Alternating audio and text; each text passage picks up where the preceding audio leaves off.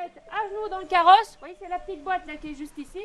Et puis on va frotter nos draps avec du savon. Ce village reconstitué est un musée vivant. Un lavoir, des chaumières, des pommiers pour produire du cidre et des artisans. Une visite ludique qui transporte le public dans la Bretagne de 1850.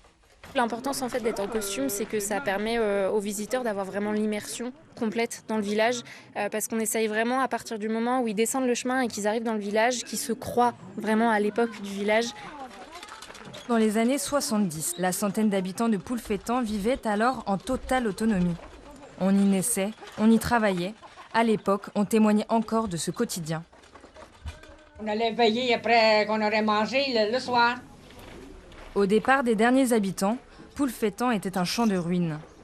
Un projet de restauration amorcera sa renaissance. La mairie s'est intéressée aux ruines de ce village qui était resté dans leur jus depuis l'époque du cadastre napoléonien. On s'est rendu compte qu'il n'y avait pas eu d'évolution architecturale dans le village, d'où l'intérêt justement d'en faire l'acquisition. Depuis 1985, c'est ainsi un véritable voyage dans le temps qui est proposé au public, surtout pour les plus jeunes. Je pense qu'ils ne vont jamais connaître ça. Malheureusement, ça va porter à disparaître en fait. Donc heureusement qu'il y a encore ça pour eux. Alors bon, ma petite, elle ne va pas se rendre compte comme ça pour l'instant, mais en grandissant. Ça donne une image de la Bretagne, quoi. Ça aide à identifier un peu dans le temps comment les techniques, comment ils faisaient. Et c'est vrai que ça change. Chaque année, 50 000 visiteurs contribuent à maintenir vivant ce musée à ciel ouvert.